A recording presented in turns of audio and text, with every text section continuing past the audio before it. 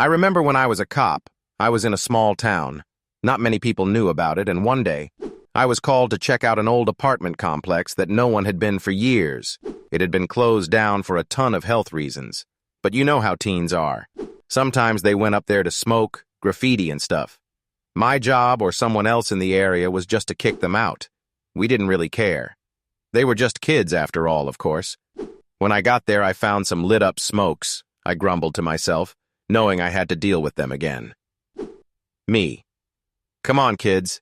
I have other things to do. Just leave. I looked around with my flashlight, not seeing anyone.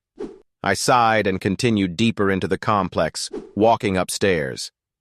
I could hear someone moving upstairs. The closer I got to the noise, the more I heard, grunting, wheezing. Someone was in pain. I hurried up the stairs, looking through the empty apartments, and one of them held a man in a chair.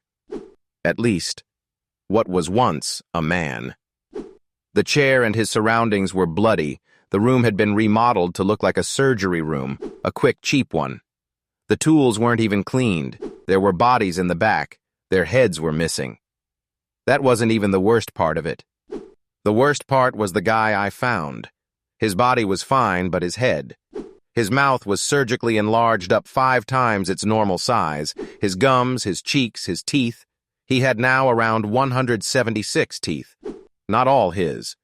The way it was shaped was made to be a smile, a large, disturbing, non-human smile. His throat had been stretched out to fit all around his mouth.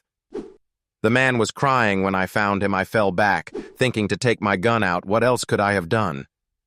At first I thought he could have hurt me or something.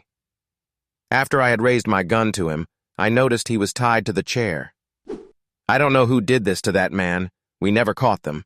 I had called backup, and they found the man dead at arrival, shot on sight by me.